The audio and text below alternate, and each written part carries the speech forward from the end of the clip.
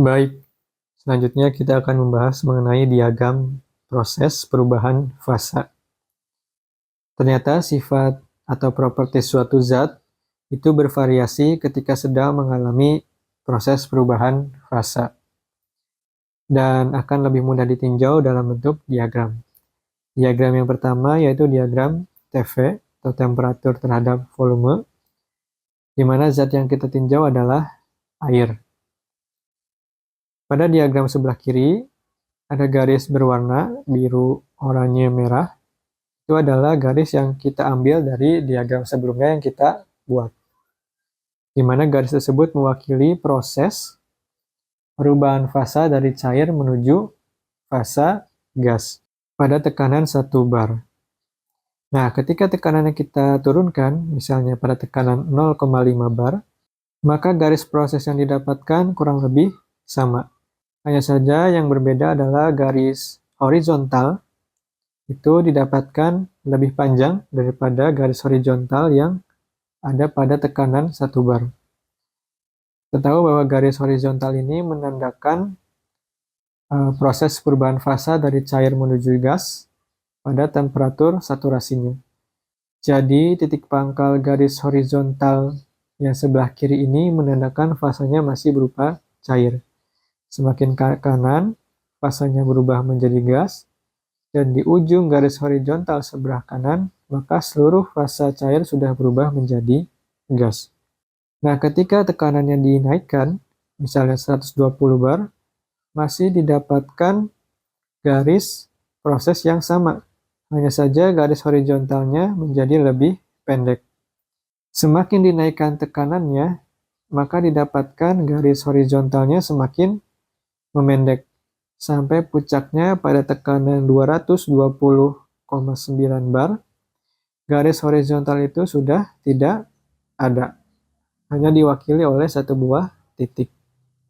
Nah, ujung titik-titik garis horizontal ini yang kanan kirinya untuk setiap tekanan ketika dihubungkan maka akan mendapatkan suatu bentuk seperti kubah atau dom. Kemudian bentuk kubah ini kita pindahkan pada diagram sebelah kanan dan menghapus garis-garis yang tidak diperlukan. Di sini untuk kubah ini diwakili oleh 3 buah komponen ya. Komponen yang pertama adalah garis cair jenuh. Yang kedua adalah titik kritis. Kemudian yang ketiga adalah garis uap jenuh. Untuk garis cair jenuh merupakan garis di mana zat akan berada pada fasa cair sebelum dia berubah menjadi gas.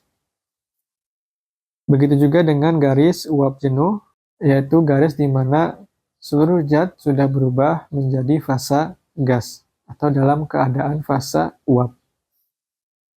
Sedangkan titik kritis, sini merupakan titik di mana keadaan cair jenuh dan keadaan uap jenuh itu identik. Nah, ketiga komponen ini membentuk suatu kubah atau dom. Karena ada kubah di sini, maka ada daerah di luar kubah dan ada daerah di dalam kubah. Untuk daerah di dalam kubah, itu merupakan daerah cair dan uap jenuh, atau bisa dikatakan daerah dua fasa. Karena pada daerah ini sedang terjadi perubahan fasa. Kalau di ujung garisnya berupa cair jenuh, di ujung garis sebelah kanannya berupa uap jenuh, tapi di sela-sela atau di antara dua titik ini, di antara dua garis ini, adalah kondisi dua fasa. Ada yang sedang berubah menjadi gas atau uap, ada yang masih berupa cair. Nah, kemudian daerah di sebelah kiri kubah itu dinamakan daerah kompres liquid, yang mana fasanya berupa satu fasa saja, yaitu berupa cair. Kemudian untuk daerah di sebelah kanan kubah dinamakan daerah uap super panas, di mana fasanya hanya satu, yaitu berupa uap atau gas. Karena ini diagram temperatur terhadap volume atau TV, maka nilai tekanan saturasinya untuk setiap temperatur saturasi tertentu atau yang diketahui Itu bisa dilihat pada tabel A2. Tabel A2-nya masih di sumber buku yang sama, yaitu karangan Moran Sapiro. Kemudian diagram yang kedua adalah diagram PV atau tekanan terhadap volume ya.